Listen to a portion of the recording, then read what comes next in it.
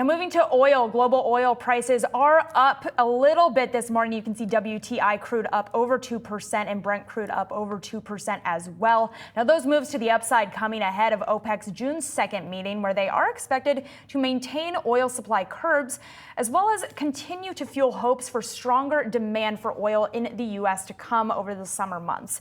For more, we're going to welcome in Martin Ratz. He's Morgan Stanley's chief commodities strategist. Martin, thank you so much for being here with us this morning. I know that it's not necessarily that OPEC is going to be driving prices moving forward, given what we expect to get from this June 2nd meeting here.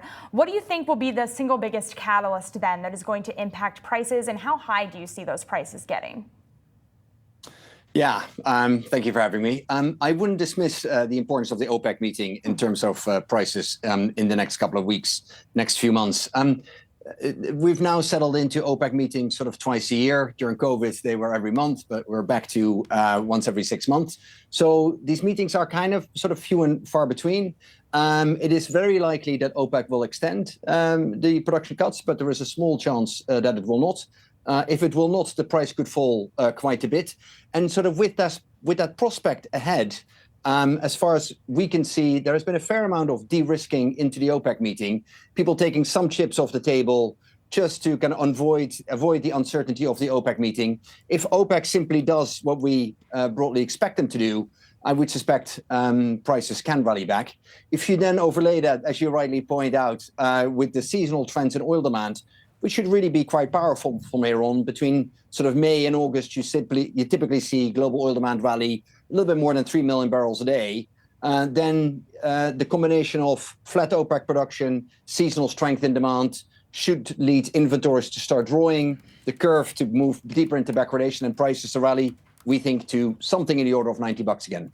Martin, going back, though, to what you just said a moment ago, just that we shouldn't dismiss exactly what the outcome of this OPEC meeting is going to be if they don't extend the cuts, and we do see then further pressure on the price of oil. How low do you think prices could potentially fall? Yeah, that's a good one. Look, over short periods of time, those things are extraordinarily difficult to forecast. But what I would say is that if you start to think about structurally prices, say, below $75 Brent, it gets very difficult to stay there for a very long period of time. In a sort of temporary shock type of moment, of course, we can fall lower than that. But the marginal barrel in the oil industry is still U.S. shale. If you start to think $75 Brent, that is about $70 WTI. $70 WTI, a quarter of U.S. shale doesn't work. And so there you then start to find a bit of a floor. So I would say short term, hard to know, but there is somewhat of a support level around a sort of $75 Brent mark.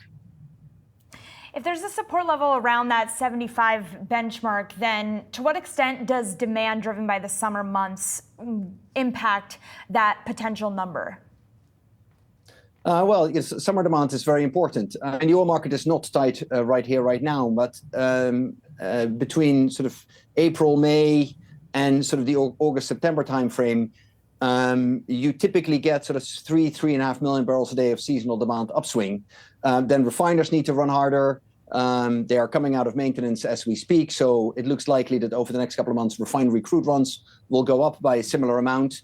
Over the last couple of months, we've been slightly building inventories in the global oil market by in the order of sort of 1 million barrels a day. That has been slightly higher than we had modeled. It's not a huge amount of oversupply, but nevertheless, some inventory builds. But of course, if you then go into the summer and you get that 3 million barrel a day tailwind, yeah, then like 1 million barrel a day builds can turn into a 2 million barrel a day stock draw for the third quarter, and that is quite that would be quite a punchy level of stock draw. So in the third quarter, we do see quite a tight market getting us to that $90 a barrel level. We need to get the OPEC meeting out of the way, but as soon as that is done and seasonal demand kicks in, I think that prospect is there. Martin, talk to us just about, because you have two charts. I'm looking at your most recent note here, talking about what's underpinning demand here, underpinned by flight schedules and capacity expansion. To what extent, I guess, is that driving the demand story? And I guess how big of drivers do you see that being, even just beyond the near-term focus here for oil? It's been quite interesting what's happening to oil demand in 2024. Most of the research community would put oil demand growth this year at something like 1.4, 1.5 million barrels a day. That is above the historical trend rate of growth, which is in the order of 1.2 million barrels a day. Now, the reason why that is interesting is that this is really the first year where we can talk about oil demand not being impacted much by post-COVID recovery. We've had a couple of years of tremendous oil demand growth, north of 2 million barrels a day in 21, 22, 23, but that was just post-COVID recovery. That is now behind us.